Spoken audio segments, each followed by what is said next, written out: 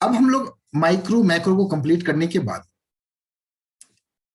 Business economics में किन factor को ध्यान में रखा जाता है उस पर चर्चा किया। अभी स्कोप, बिजनेस इकोनॉमिक्स का स्कोप क्या है, इसके बारे में हम स्टडी करेंगे। तो पहला चीज जो इंटरनल इशू होता है, मीन्स जिस फर्म के बारे में हम चर्चा कर रहे हैं, जिस फर्म के बारे में बात कर रहे हैं, उसका जो इंटरनल इशू और ऑपरेशंस होता है, इसको हम लोग बोलते हैं माइक्रो इकोनॉमिक्स। एक्सटर्नल इशू जो होता है, जो इन्वायरमेंटल इशू जो होता है, जो बाहरी फैक्टर्स, देखिए इंटरनल मतलब जो हमारे अंदर है, एक्सटर्नल जो हमारे बाहर है। तो उस फर्म, जो भी फर्म के बारे में हम स्टडी करना चाहते हैं, जिस इंडस्ट्री के बारे में स्टडी करना चाहते हैं, तो वो इंटरनल फैक्टर कहलाता है।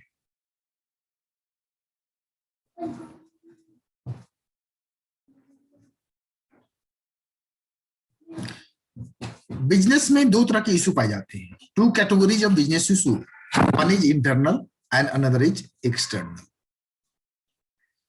अब हम लोग micro economics apply to internal और ऑपरेशनल इशूज। जैसा कि अभी हम लोगों ने देखा, जो इंटरनल इशू और operational issue, internal operational issue means operational issue करने का मतलब होता है एक फैक्ट्री है, उस फैक्ट्री को ऑपरेट करने के लिए बहुत सारी समस्या आएंगी। आज मान लीजिए लॉकडाउन लग गया तो लेबर सप्लाई का इशू, रॉ मटेरियल्स प्रोक्योरमेंट का इशू आ सकता है, फिनिश्ड गुड्स को सप्लाई करने का भी इशू आ सकता है। तो दैट इज ऑपरेशनल इशू, मतलब लॉजिस्टिक कहीं ना कहीं हैम्पर हुआ है। तो अब इंटरनल इशू और ऑपरेशनल इशू कैसे रिजॉल्व किया जाए, इसके बारे में हम लोग बात करेंगे।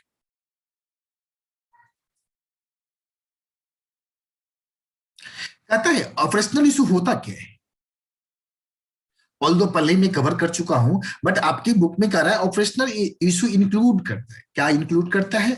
वह issue, that issue, those issue that arise within the organisations and fall within the purview and control of management.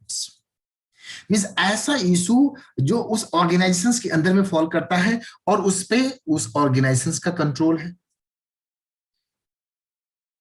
उसको मैनेजमेंट करता है। तो ऑपरेशनल इशू जो होती है with in organisations and fall with in the purview and control of management. और यह जो इशू होते हैं इंटरनली नेचर होता है। अब choice of business, choice of business, choice of business, ये किसके ऊपर डिपेंड करता है? ओनर के ऊपर डिपेंड करता है। और हमने बताया जो जब फर्स्ट वेव आया था तो अब बहुत सारे लोगों ने बिजनेस सेगमेंट को चूज किया, कुछ ने किराना का दुकान चूज किया, और मेरे कई क्लाइंट जो होटल इंडस्ट्री में है, रिटेल इंडस्ट्री में है, या फिर अदर गुड्स में थे, उन्होंने मेडिकल सेगमेंट में मेडिकल शॉप ओपन किया। और एक क्लाइंट का मैं एग्जांपल देता हूं, मुजफ्फरपुर शहर में ही उसका बिजनेस सेटअप हुआ था इन द मंथ ऑफ 2020 में, जनवरी में, और मार्च अप्रैल आते आते उसकी मंथली टर्नओवर 25 लाख हो गई, और slowly slowly per month day by day increase करता चला गया, और अभी 30 लाख से टर्नओवर। Mind blowing. कोई ऑर्गेनाइजेशन 5 साल बिजनेस करके सोचेगा 30 लाख का per month turnover medical retail shop में। तो चॉइस ऑफ बिजनेस ये आपके ऊपर डिपेंड करता है, उस फॉर्म के ऊपर डिपेंड करता है कौन सा बिजनेस चूज करना है। तो यह within purview of the management and control of management होता है। और ये इंटरनल इशू होता है, and issue related to choice of business, its size, size क्या रखना है, रिटेल बिजनेस करना है, वन डिस्ट्रिक्ट में बिजनेस करना है, वन स्टेट में करना है, या पूरे कंट्री में करना है, या इंटरनेशनल बिजनेस करना है, ये सारे इंटरनल इशू है।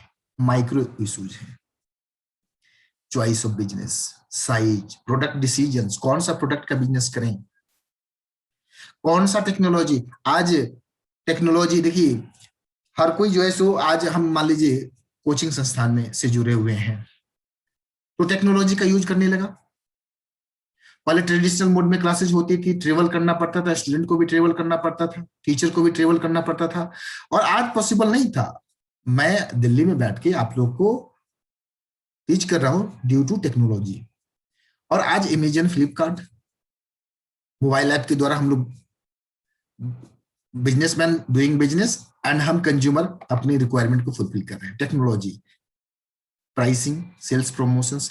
प्राइसिंग बहुत बड़ा फैक्टर होता है, यह कौन डिसाइड करता है? ऑल्दो एक्सटर्नल फैक्टर्स हैं, but overall control management organisations का होता है। क्या प्राइस रखना है, क्या डिस्काउंट देना है, क्या सेल्स प्रमोशंस करना है, फाइनेंस का अरेंजमेंट कैसे करना है, ओन फंड कितना होगा, लोन फंड कितना होगा, और जो इन्वेस्टमेंट कराया है फैक्ट्री में, बिजनेस में, शॉप में, इस इन्वेस्टमेंट को मैनेज कैसे करना है। हमारे पास जो इन्वेंट्री करने का मतलब होता है स्टॉक, जो रॉ मटेरियल का स्टॉक हो सकता है, फिनिश गुड्स का स्टॉक हो सकता है, ये सारे ऑपरेशनल इश्यूज हैं। और मैंने स्टार्ट में किया जो कैसे हम रॉ मटेरियल को प्रोक्योरमेंट करें, तो all these are operational issues, और इस पे ऑर्गेनाइजेशंस का कंट्रोल एंड मैनेजमेंट होता है। अब डिमांड एनालिसिस एंड फोरकास्टिंग। हम अब चॉइस ऑफ बिजनेस हम क्या करेंगे? अच्छा बच्चों, आप लोग समझ पा रहे हैं ना हम जो बात कर रहे हैं? ऐसा नहीं है ना जो हम जो कहना चाह रहे हैं आप तक पहुंच नहीं पा रहे हैं। कभी कभी होता है जो हम जो लेवल मेंटेन कर रहे हैं, क्या वो लेवल आप तक पहुंच पा रही है? आप उसके साथ कंफर्टेबल हैं? Yes sir. Yes sir. Okay. Yes sir. तो हम बात कर रहे थे बच्चों ऑपरेशनल इशू के बारे में बात कर रहे थे, और ये कंट्रोल और मैनेजमेंट ऑर्गेनाइजेशंस का होता है। बहुत सारे फैक्टर्स हैं, price, sales promotions, financing, fund का अरेंजमेंट कहां से करें, और पूरे इकोनॉमिक्स में हम जो भी बात करें ना, प्राइसिंग, सेल्स प्रमोशंस, फाइनेंसिंग, इन फैक्टर्स पे ही चर्चा होती रहेगी। जो फंड का अरेंजमेंट कहां से करें, सेल्स प्रमोशंस कैसे करावे, प्राइसिंग प्रोडक्ट का क्या रखें, टेक्नोलॉजी कौन सा यूज करें, प्रोडक्ट का डिसीजन क्या लें, चॉइस ऑफ बिजनेस क्या करें, ऑल दीज फैक्टर्स। तो अब चॉइस ऑफ बिजनेस क्या करें, इसके लिए हमें डिमांड एनालिसिस एंड फोरकास्टिंग करनी पड़ती है। और कई क्लाइंट ने आके सजेस्ट किया, सर अभी जो सिनेरियो बदला है, हमारी मतलब ये सारे बिजनेस अभी चल नहीं रहे हैं, और मैंने भी खुल के मेडिकल सेगमेंट को एडवाइस दिया, और मुझे ये मालूम भी नहीं था जो सेकेंड वेव आएगा, बट जो हालात दिख रहे थे, मेडिकल अर्जेंसियां दिख रही थी, तो लगा जो मेडिकल, और क्या मेडिकल मैं क्यों एडवाइस करता हूं, हमने बहुत सारे बिजनेस देखा है, किया भी है, और लोगों के बिजनेस से जुड़ा हुआ भी है। तो हर बिजनेस में क्या होता है बच्चों, उधारी होती है, ऑन क्रेडिट होता है। एक और उधार होने का मतलब है पैसा डूबना। This is a bigger threat of any business. Credit पे दोगे, जब माल दे दी तो बहुत अच्छी बात, जब पैसा मांगोगे तो अब वो कस्टमर आपके हाथ से जाएगा।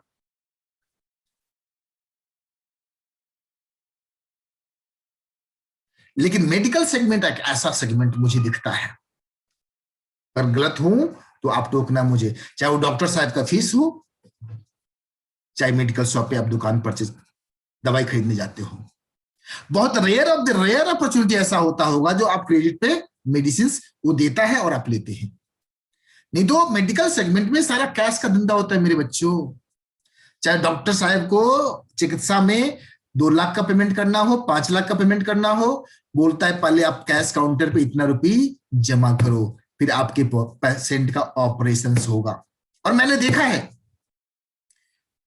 एक हॉस्पिटल में हमारे रिलेटिव्स अजिया जी की मां का ऑपरेशन हुआ था, बाईपास सर्जरी, 3 या 4 लाख रुपए डिपॉजिट हुए थे, बहुत रिनोन्ड हॉस्पिटल्स, और उसने मर जाने के बाद भी सेकंड सेगमेंट में वो डेथ कर गई, फिर भी वो ऑक्सीजन, आईसीयू सारे मेंटेन कर रहा है, मर जाने के बाद भी 4 लाख का बिल थमाया, और लाश तभी दिया जब पैसा देने के बाद। ऑल्दो हम लोगों ने बात किया मैनेजमेंट से, but this is the scenario. तो चॉइस ऑफ बिजनेस के बारे में मैं बात कर रहा था। तो डिपेंड करता है हम कौन सा बिजनेस चूज करें, इसके लिए हमें डिमांड एनालिसिस करना पड़ता है एंड फोरकास्टिंग। अब डिमांड एनालिसिस, लोगों ने किराना दुकान खोलना चालू किया, लोगों ने मेडिकल शॉप खोलना चालू किया, पैथोलॉजिकल क्लिनिक खोलना चालू किया। It is all about demand analysis and forecasting. देख रहा है भाई, आजकल मुजफ्फरपुर शहर में या हर शहर में आरटीपीसीआर टेस्ट जो है सो अवेलेबल नहीं है भी, तो उसकी रिपोर्ट 5-6 दिन बाद आती है। 5 दिन में 10 दिन में तो कोरोना कोविड जो है सो अपना काम कर बैठता है।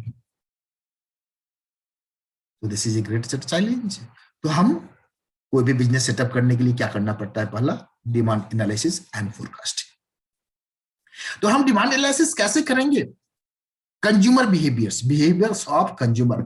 अभी मेरे से कोई क्लाइंट बात कर रहे थे, सर लगता है जो ऑक्सीजन का किल्लत हमेशा रहेगा, तो क्यों ना ऑक्सीजन की फैक्ट्री लगा दे। मैं बोला सर ये आज ऐसा है, बट 1 महीना बाद या 2 महीना बाद या 6 महीना बाद ऑक्सीजन की जो रिक्वायरमेंट है इतनी वो नहीं रहेगी। ये शॉर्ट टर्म रिक्वायरमेंट है, तो आगे चल के आपकी ऑक्सीजन का वो बायर नहीं होंगे, तो आपका टोटल इन्वेस्टमेंट वेस्टेज चला जाए। तो डिमांड फोरकास्टिंग, यह डिमांड जो आज क्रिएट हुआ है ऑक्सीजन का शॉर्ट सप्लाई का, यह कितना दिन रहेगा? हम वो चीज को एनालाइज करेंगे जब हम चॉइस ऑफ बिजनेस के बारे में सोचेंगे। And behaviour of consumers. Behaviour of consumers कहने का मतलब बच्चों, पहले हम लोग ट्रेडिशनल थे, कुछ भी लेना होता था दुकान घूमते थे, चार दुकान में जाके, मान लीजिए कंप्यूटर किसी को लेना है, किसी को मोबाइल लेना है, तो चार दुकान में जाके उसकी प्राइस को हम लोग टटोलते थे और कौन सस्ता देता है उसके यहाँ परचेज करते थे। आज उसकी जरूरत नहीं है बच्चों। कंज्यूमर बिहेवियर पैटर्न चेंज हो गया। ऑनलाइन बैठे, घर बैठे बैठे हम साइट को, और एक बहुत सारे ऐसे साइट है जो हमें जो लोएस्ट प्राइस पे ऑफर कर रहा है उसको लेके मेरे सामने रख देता है। तो ये क्या है? बिहेवियर ऑफ कंज्यूमर्स भी बदल गया। और दैट्स व्हाई आज बहुत सारे बिजनेस अपने आप को डिजिटल कर रहा है, ऑनलाइन कर रहा है। और मैं अभी जस्ट प्रीवियस क्लास में बता रहा था, मेडिकल भी, डॉक्टर एडवाइस भी, और आज चालू हो गया है। सपोज मेडलाइफ है, बहुत सारे ऐसे हैं जो डॉक्टर एडवाइस, आप मेडिसिन ऑनलाइन जब ऑर्डर करते हैं तो वो मेडिकल एडवाइस भी देते हैं। अभी वो फ्री ऑफ कॉस्ट दे रहे हैं, but time will come they will start charging. Her business का नॉर्म्स होता है, शुरुआती दौर में कस्टमर को अवेयर करने के लिए free of cost, and slowly they start charging. पहले में खूब डिस्काउंट और फिर डिस्काउंट को धीरे धीरे कम करना चालू करते हैं। This is all about demand forecasting, demand analysis and forecasting. यह डिपेंड करता है behaviour of consumers in the market. Consumer preference, consumer क्या प्रेफर करते हैं? आज कंज्यूमर खाने की बात करें तो पिज्जा के अलावा उनके दिमाग में कोई यंग एज को आता ही नहीं है।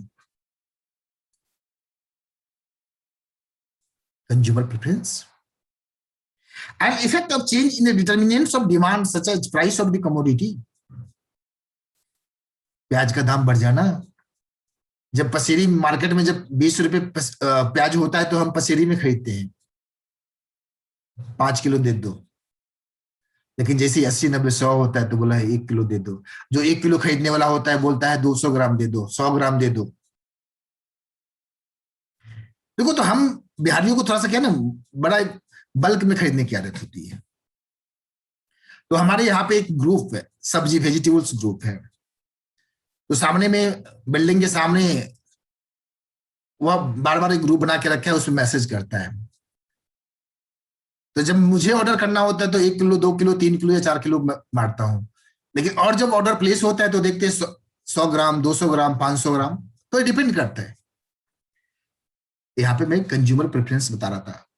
मैं डेली परचेज करना पसंद नहीं करता हूँ, एक बार में खरीद लेता हूँ। लेकिन बहुत सारे ऐसे कस्टमर्स होते हैं, उनकी आदत है वे 2 दिन पे रोज खरीदेंगे हम। ऐसा क्यों होता है? शहर का जो टेंडेंसी होती है, जो शहर में वो छोटे कम मात्रा में खरीदते हैं। हम लोग हैं किसान, गांव से बिलोंग्स करते हैं, ऑल्दो आज शहर में है बट किसान का बेटा है। तो हमारे यहाँ क्या है, पूरी राशन पूरे साल की एक बार बल्क रखी जाती है। आलू हो, प्याज हो, खेत से आता है, और हमने देखा है जो फसल हुआ और घर के अंदर वो रखा हुआ है, बाहर से खरीदने की जरूरत नहीं है। लहसुन हो, दाल हो, तेल हो, तो all things are available 365 days। अब कंज्यूमर इनकम्स के ऊपर भी डिपेंड करता है। किसी का इनकम मान लीजिए इतना डेली अर्नर है, उसकी डेली पैसे आती है, तो स्वाभाविक बात है लो क्वांटिटी परचेज करेगा, डेली परचेज करना है उसे। और price of related commodities, related commodities करने का मतलब पेट्रोल, अब नहीं, हम बात करते हैं चाय और कॉफी की बात करते हैं। अब किसी एक का दाम बढ़ेगा तो किसी दूसरे का दाम, और किसी एक का प्राइस बढ़ेगा तो दूसरे की डिमांड बढ़ जाएगी। And consumer taste and preference, ये जो कंज्यूमर है ना, इसका टेस्ट एंड प्रेफरेंस बदलता रहता है। और हम देखते हैं कंप्यूटर में या मोबाइल में, अब एक मैं कैसे बता सकता हूं, एक जमाने में नोकिया कंपनी मोबाइल सेगमेंट में अखंड राज था। स्लोली स्लोली सैमसंग ने उसे कैप्चर किया, due to any technological matters रहा हो, सैमसंग ने कुछ बेटर फीचर्स देना चालू किया तो सैमसंग पे लोग उसके सैमसंग ही सैमसंग देखा। बट फिर समय बदला और उसके जगह पे वीवो, ओप्पो ऐसी कंपनियां ने जगह ले ली, क्योंकि ये कम प्राइस में बेहतर फीचर्स देना चालू कर दिए। तो ये जो टेस्ट एंड प्रेफरेंस है डिपेंड करता है फीचर्स जो कंपनियां लॉन्च करती है उसके ऊपर।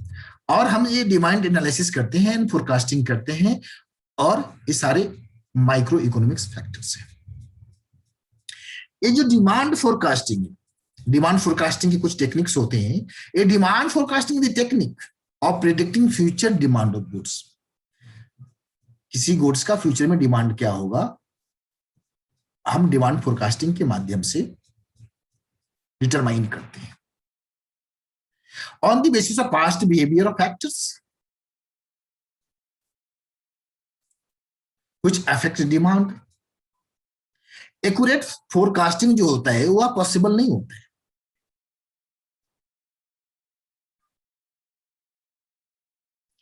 Accurate forecasting, although is not possible, but is essential for a firm to enable it to produce the required quantities at the right time. COVID-19 1 year, बहुत सारे ऐसे मेडिकल, आज पैरासीटामोल मेडिसिन भी शॉर्ट सप्लाई हो गया है, और asteroids भी कोविड-19 में टेस्ट में आता है, या एक मेडिसिन आती है जो इको बोल के कोई मेडिसिन आती है जिसका काम है ब्लड थिनर होता है, वो जो पहले भी पेशेंट को मिलता था ब्लड थिन करने के लिए। लेकिन कोविड-19 में क्या है, जो कोविड-19 का इंपैक्ट है पोस्ट, वह ब्लड को मोटा करता है, प्लस उसमें आपका जो है ब्लड के अंदर में एक थक्का सा बनता है, वह मेडिसिन भी शॉर्ट सप्लाई हो गया। क्यों हो गया? क्योंकि हमने डिमांड फोरकास्टिंग, हमने यह अंदाजा नहीं लगा पाया जो हमारी मेडिसिन की रिक्वायरमेंट ऐसी होगी, तो शॉर्ट सप्लाई नहीं होता। तो डिमांड फोरकास्टिंग के द्वारा हम यह, अगर सही से अगर डिमांड फोरकास्टिंग कर लेते तो हम जो रिक्वायर्ड क्वांटिटीज क्या है राइट टाइम पे अरेंज कर पाते, और ये शॉर्ट सप्लाई, ये जो ब्लैक मार्केटिंग हो रहा है वह नहीं होता। Well in advance for the various factors of productions. इसके अलावा डिमांड फोरकास्टिंग के लिए हमें और भी चीजें की जरूरत है, रॉ मटेरियल्स अवेलेबल होना। अब रेमडेसिविर दवा है या जो वैक्सीनेशन है, उसके लिए जो रॉ मटेरियल चाहिए, हमें यूएस से इंपोर्ट करना पड़ता है बहुत सारे मटेरियल। यूएस ने वो सप्लाई बंद कर दिया, ऑल्दो हमने डिमांड फोरकास्टिंग कर लिया, बट हमारे पास रॉ मटेरियल अवेलेबल नहीं है, तो हम उन आइटम्स का, उन मटेरियल्स को मैन्युफैक्चर नहीं कर सकते। लेबर, आज बहुत सारी इंडस्ट्री बंद होगी ड्यू टू लेबर। कोविड जैसे ही लॉकडाउन लगते हैं तो जो लेबर कैटेगरीज है वो अपने घर की गांवों में चले जाते हैं, और किसी भी इंडस्ट्री को चलाने के लिए तो लेबर चाहिए, क्योंकि इंडस्ट्री लेबर इंटेंसिव होता है, मशीन को चलाने के लिए लेबर चाहिए। और अच्छी क्वालिटी के मेडिसिन, इक्विपमेंट्स, बिल्डिंग्स, ये सारे मिलके हम फैक्टर्स ऑफ प्रोडक्शन है। Raw materials, labour, machines, equipments are factor of production.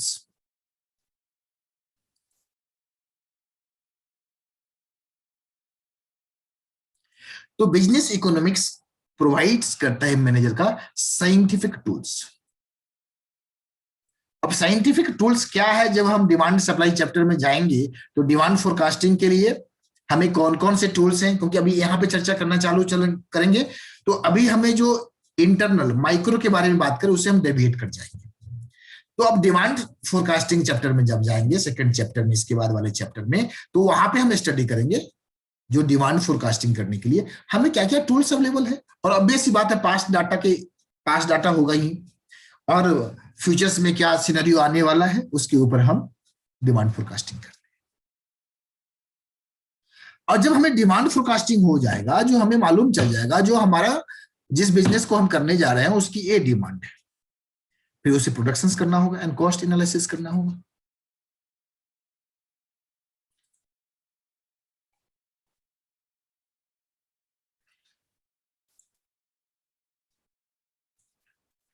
हमें प्रोडक्शंस करना होगा एंड कॉस्ट एनालिसिस करना होगा। प्रोडक्शंस करनी and cost analysis, raw material हम कहां से खरीदे, लेबर कहां से ले। अब लेबर की हमें स्किल लेबर की जो रिक्वायरमेंट है कि अनस्किल्ड लेबर फोर्स की रिक्वायरमेंट है। तो प्रोडक्शन थ्योरी मेरे को बताता है relationship between inputs and output. Input करने का मतलब होता है बच्चों, जो हमने रॉ मटेरियल दिया, अब लेबर फोर्स भी तो लगा, वो भी तो इनपुट ही है। किसी आउटपुट को, किसी फिनिश गुड्स को प्रोड्यूस करने में हमें क्या क्या मटेरियल लगेंगे, किसी चीज को उत्पाद करने में आउटपुट कुछ बन के आए। अगर रोटी बनाते हैं आप, तो क्या क्या इनपुट लगा रोटी बनाने में? आटा, पानी। आटा, पानी, और क्या लगा? और जो गूंथने वाला इंसान है।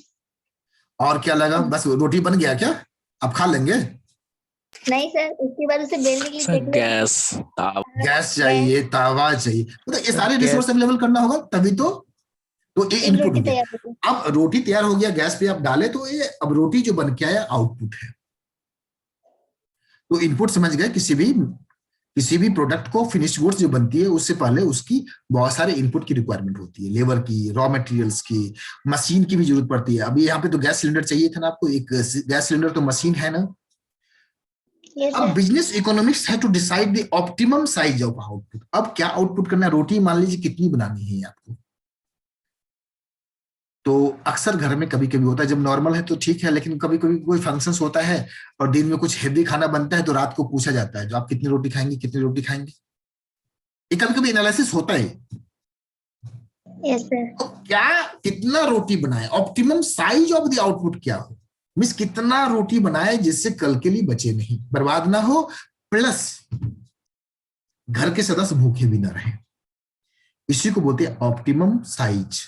Optimum size of the output means कितना प्रोडक्शंस करे जो रिक्वायरमेंट है वह फुलफिल भी हो जाए और स्टॉक जो है सो बहुत ज्यादा बचे भी नहीं। तो this is called as optimum size of the output. और जब ऑप्टिमम साइज नहीं होता है तभी या तो किल्लत होती है या ओवर स्टॉकिंग का समस्या खड़ा होता है। अब गिवन द ऑब्जेक्टिव्स, हमारे पास जो ऑब्जेक्टिव्स है ऑफ द फर्म, हमने जो टारगेट सेट किया है उसके अकॉर्डिंग, मान लीजिए 1 डिस्ट्रिक्ट में बिजनेस करना है या 1 स्टेट में बिजनेस करना है, according to that we have to produce our output optimum and also ensure that firm जो है सो अनड्यू कॉस्ट नहीं आवे। अब देखिए, अगर हम ओवर प्रोडक्शन करेंगे मेरे बच्चों, तो क्या हो सकता है, गोडाउन में रखने के लिए माल, देखिए रॉ मटेरियल तो पैसा लगा ही, अब गोडाउन में भी पैसा लगेगा, अनड्यू कॉस्ट अगर इनकर करेंगे तो बिजनेस सर्वाइवल का सवाल, क्वेश्चन मार्क आ जाएगा। और आज ऑक्सीजन की शॉर्ट सप्लाई है, क्यों? मेडिसिन की शॉर्ट सप्लाई है, क्यों? ऑप्टिमम। अरे हर कोई एक डिमांड फोरकास्टिंग करता है और देखता है जो ये रिक्वायरमेंट है मार्केट को और उसके हिसाब से मैन्युफैक्चर करता है। किसी ने परसीव नहीं किया था जो कोविड-19 का सेकेंड वेव आएगा और मेडिकल इमरजेंसी इतना क्रिएट हो जाएगा, और इसीलिए शॉर्ट सप्लाई हो गया। मतलब रिक्वायरमेंट जब डिमांड ज्यादा हो जाए और सप्लाई मार्केट को नहीं मिलता है तो इम्बैलेंस होता है और वहीं से प्राइस जो है सो ब्लैक मार्केटिंग स्टार्ट होता है।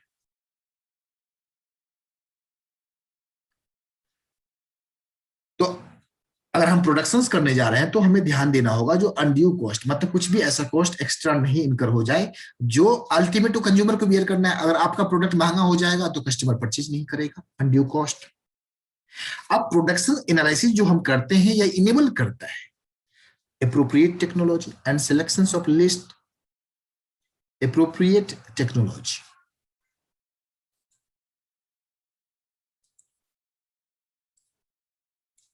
अब कोविड-19 का जो वैक्सीन है दो कैटेगरी का है,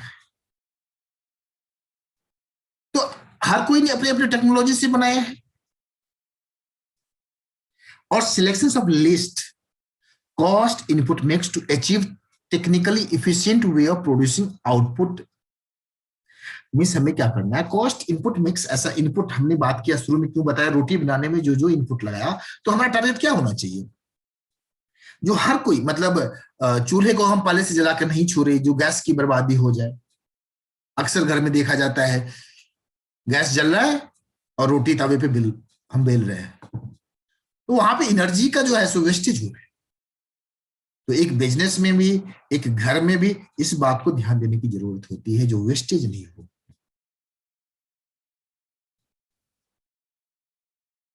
तो इसके लिए हमको प्रॉपर इनपुट मिक्स करना होगा to achieve technically efficient way of producing output given the inputs. And cost analysis हमें इनेबल्स करता है। इनेबल्स करने का मतलब हमें इस योग्य बनाता है जो हम रिकॉग्नाइज करें behaviour of cost. Behaviour of cost, अचानक से कौन सा कॉस्ट मेरा बढ़ गया ऑर्गेनाइजेशन में, लेबर कॉस्ट बढ़ गया, मटेरियल कॉस्ट बढ़ गया, सिमिलर आउटपुट में अचानक से कुछ कॉस्ट बढ़ गया, तो हम कॉस्ट एनालिसिस करके और देखेंगे जो हमारा कौन सा ऐसा वेरिएबल है।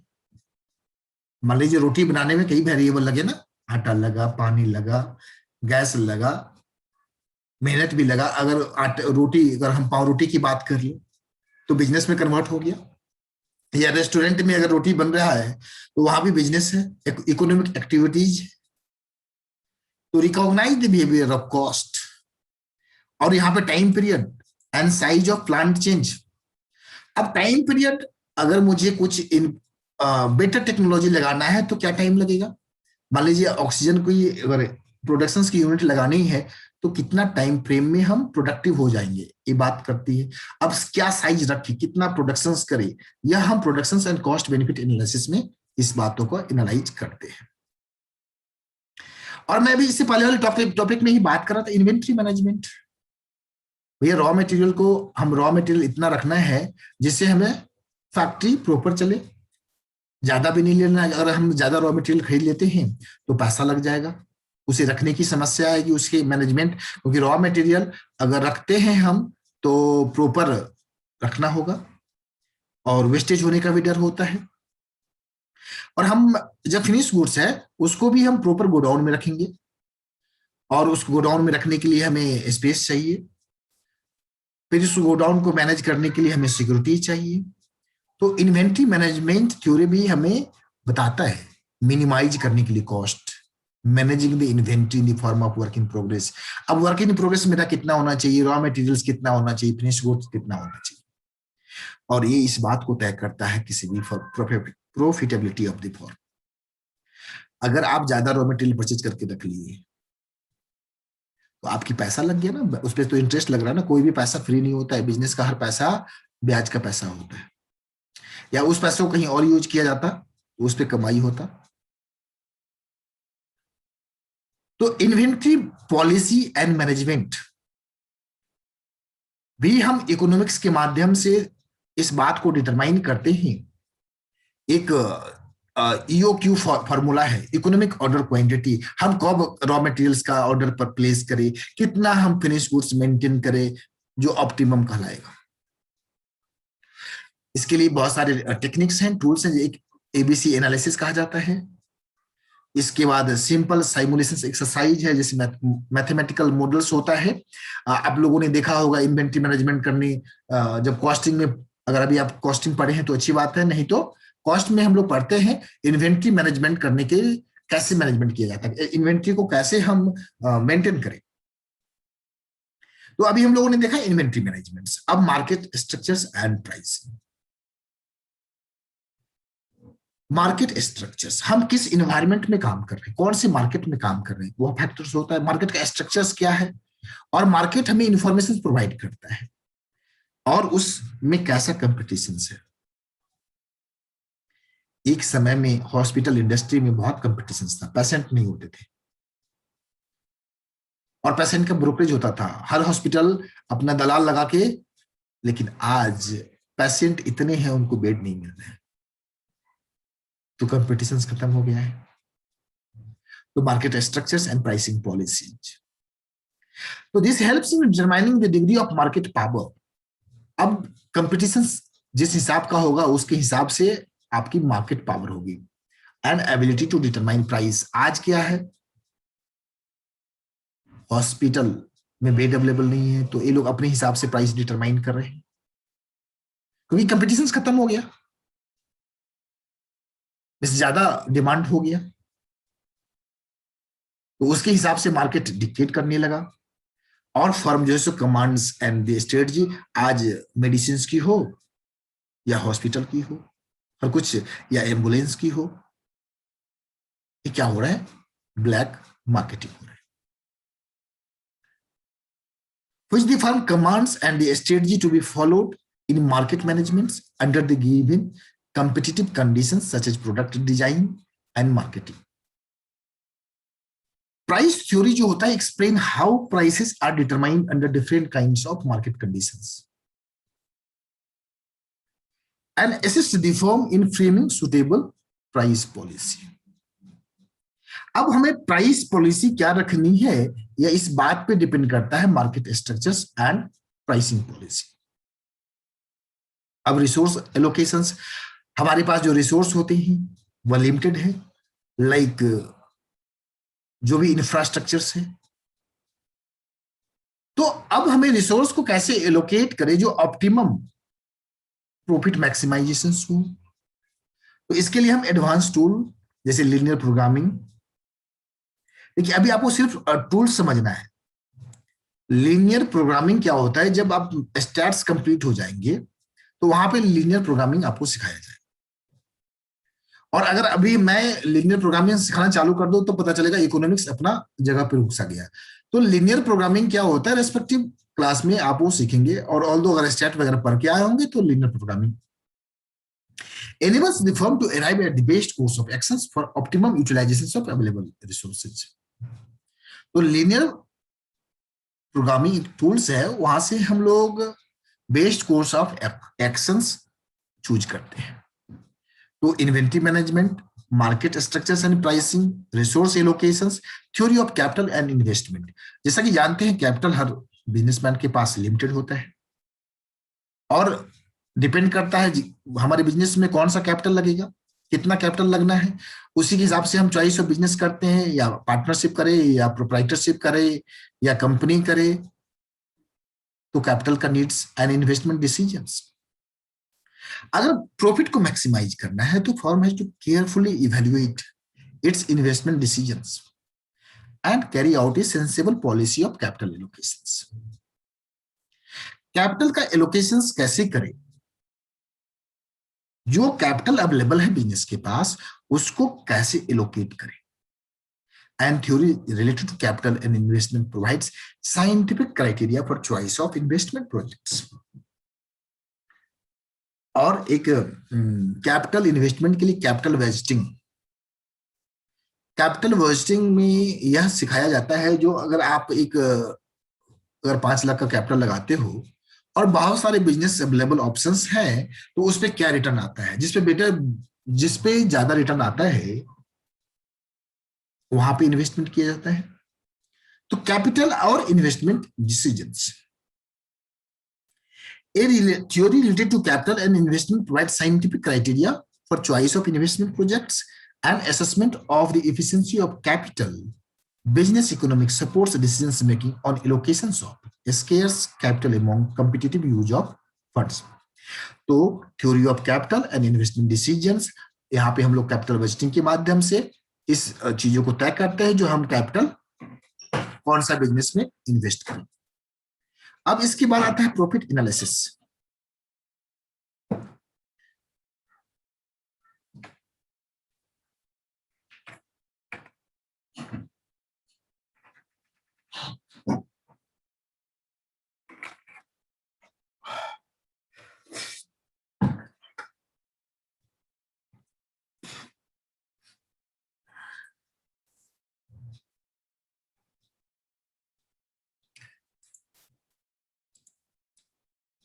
प्रॉफिट एनालिसिस, एक मैं एग्जांपल देता हूं। एक मेरा क्लाइंट है जो मेडिकल सेगमेंट में है, वो अक्सर फंड को लेके बड़ा ही प्रॉफिट को लेके, बट इस बार उनकी फोन आया तो मेरा फीस वो एडवांस पेमेंट करने के लिए तैयार थे। इतना ही नहीं, बोले पूरे साल का पेमेंट ले लीजिए आप, हमें तो देना ही है, आप पूरे साल का ले लीजिए। समझिए मेडिकल सेगमेंट का अभी जो प्रॉफिट हुआ है। तो profit analysis, uncertain due to changing price and market conditions. Dear, अभी कोविड-19 का जो दौर है ना, बच्चों को एक समझाने में, एग्जाम्पल लेने में बड़ा आसान होता है टीचर्स को। अनसर्टेन, अब कोविड-19 से ज्यादा अनसर्टेन क्या हो सकता है भाई? तो एक अनसर्टेन कोविड हुआ जिसकी वजह से चेंज इन प्राइसेस हुआ और मार्केट कंडीशंस भी बदल गया। मेडिकल जो भी इंस्ट्रूमेंट्स है, इम्प्लीमेंट्स है, या मेडिकल जो भी मटेरियल्स हैं, सबकी मांग हो गई, मेडिसिन की मांग हो गई, हॉस्पिटल की मांग हो गई, कंसेंट्रेटर की मांग हो गई। और अचानक से देखा है हम लोगों ने, आज तक पे भी आ रहा था, जो चाइना वालों ने जो 5 लाख में देता था वो 10 लाख में दे रहा है। तो दिस इज अनसर्टेनिटी, और अनसर्टेनिटी से profit analysis means profit, market conditions बदल होगा और किसी किसी ने तो नुकसान होना चालू हो गया। अब रियल एस्टेट सेक्टर को देखिए, एक जमाने में आज से 10 इयर्स पहले बड़ा बूम पे हुआ करता था, इसके शेयर प्राइस इतने फ्लक्चुएट करते थे। एक जमाने में एक डीएलएफ कंपनी है रियल एस्टेट में, उसकी शेयर की प्राइस 1000 हुआ करती थी, आज 100-150 पे है। एक यूनिटेक बोल की कंपनी है जो आपका टेलीफोन सेगमेंट में भी आया था, मोबाइल टेक्नोलॉजी में भी आया था, उसके शेयर प्राइस हुआ करते थे 700-800, आज 3-4-5 रुपए में बिक रहे हैं। This is all what about, this is all about uncertainty, changing prices and market conditions. और प्रॉफिट एनालिसिस ही डिटरमाइन करता है जो हमें कौन से बिजनेस सेगमेंट में एंट्री लेना है। मैंने कहा था, शुरुआती में भी बताया कि बहुत सारे क्लाइंट ने किराना का दुकान खोल लिया। रिलायंस जैसी कंपनी ने home delivery ration, think dear, think profit. Business को जिधर देखिएगा प्रॉफिट, जिधर देखिएगा मार्जिन, उधर करेगा स्विच ऑफ। तो profit theory guides the form in the measurement and management of profits under conditions of uncertainty. तो भैया अब जैसा अनसर्टेनिटी, कब इससे भी ज्यादा कोई बड़ा अनसर्टेनिटी हो सकता है क्या? और बहुत सारे नए बिजनेस आए। रिलायंस जैसी, पूरा मैं बोलता हूँ, रिलायंस जैसी कंपनी राशन सप्लाई करेगी भाई। टाटा जैसी कंपनी बिग बास्केट आपके घर में सब्जी पहुंचाएगी। इन लोगों का काम था प्लेन उड़ाना, ट्रक बनाना, बस बनाना, आज सब्जी भी घर पहुंचा रही है। दिखा भाई प्रॉफिट, देखा उधर मार्जिन कमता जा रहा है। क्या जाने कोविड-19 में कौन कार घर में ही बैठे जाएगा। अब सिंपल सोचो कितना बड़ा सिनेरियो बदल रहा है मेरे भाई। अगर हालात ऐसा ही रहे तो कोई बस की सफर करेगा क्या? बस की कोई खरीदेगा क्या? ट्रक खरीदेगा क्या? कार खरीदेगा क्या? कहीं जाना नहीं, घर में बैठे रहना है, वर्क फ्रॉम होम होगा। अगर यही सिनेरियो बड़ी लंबे समय रह जाए तो व्हीकल की जरूरत नहीं पड़ेगी, और व्हीकल का जरूरत नहीं पड़ेगा तो पेट्रोल का कंजम्पशन कौन करेगा मेरे भाई? Think business. अनसर्टिनिटी क्या लेके आती है और क्या देके जाती है, किसी को देती है, किसी को लेती है। अंडर कंडीशंस ऑफ अनसर्टेनिटी, तो प्रॉफिट एनालिसिस क्या होता है? ये डिसाइड करता है जो मुझे कौन से बिजनेस में जाना है। रिस्क, रिस्क, रिस्क, बिजनेस है तो रिस्क है भाई, और रिस्क के बदले ही रिवार्ड है। जिस बिजनेस में जितना बड़ा रिस्क उतना बड़ा रिटर्न और रिवार्ड। अगर रिस्क फैक्टर्स के ऊपर डिपेंड करता है return, investment, return on investment. तो बिजनेस फर्म जो होते हैं generally operate under conditions of risk. बिल्कुल सही, रिस्क के बिना बिजनेस नहीं। और आजकल तो लाइफ ही, ह्यूमन बीइंग्स लाइफ ही रिस्क भाई। कोविड-19 तो बता दिया ना, जो आपका लाइफ का भी कोई गारंटी नहीं है, चलते चलते कब चल बसो अनसर्टन, मतलब हम लोग अनसर्टेनिटी में जी रहे हैं, ऑल्दो हमें पॉजिटिव रहनी चाहिए। और हम जो अगर कोविड-19 के गाइडलाइंस फॉलो करते हैं, स्टे एट होम, उसके जो से social distancing, mask, sanitising, hand washing, तो कहीं हद तक हम इस रिस्क को कम करते, खत्म नहीं कर पाते हैं, मिटिगेट करते, कम करते हैं, मिनिमाइज करते हैं। तो analysis of risk and uncertainty helps the business form in having at efficient decisions. Simple सी बात है, अगर हम अनसर्टेनिटी हमें मालूम हो जाए या रिस्क को हम एनालाइज कर ले, तो हम एफिशिएंट डिसीजंस लेने में कारगर होते हैं और फॉर्मुलेट करते हैं plan on the basis of past data, current information and future decisions. अगर हमारा सरकार अगर ये जो रिस्क आने वाला था उसको एनालाइज कर लेती, उसके हिसाब से एफिशिएंट डिसीजंस लेती, बट एनालाइज नहीं कर पाई, कहीं ना कहीं इंटेलिजेंस फेलियर्स हुआ, तो उसके अकॉर्डिंग प्लान नहीं बना पाई। लेकिन पास्ट डाटा के हिसाब से उसने देखा रही भैया पिछली बार तो कोविड में कुछ हुआ ही नहीं था, अननेसेसरी हमने लॉकडाउन, अननेसेसरी जो है सो हमने मोराटोरियम दे दिया।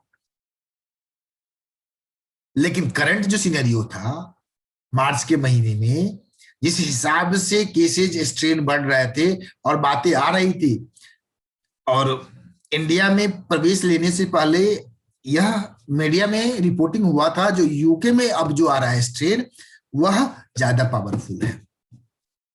अगर हमारी सरकार, इंडियन गवर्नमेंट समय रहते उस डाटा पे एनालाइज कर लेती, तो एक फ्यूचर प्रेडिक्शंस कर सकती थी, जो भाई अगर ऐसा यूके में हो रहा है, और यूके से भी घूम घाम के इंडिया में आया था पिछली बार भी, इस बार भी आएगा, अगर वहां पावर है ज्यादा तो यहां भी पावर होगा ज्यादा, तो हम पिछले बार से ज्यादा प्लानिंग करें। तो हम अगर फ्यूचर प्रोडिक्शंस कर पाते और राइट टाइम रहते, राइट डिसीजंस लेते, तो इतनी बड़ी जो ह्यूमन लाइफ को थ्रेट आया वह नहीं आता। मैं यह नहीं कर रहा हूं जो नहीं होता, बट हम उसे मिनिमाइज कर पाते। अभी जो समस्याएं हैं उस समस्या को हम कम कर पाते।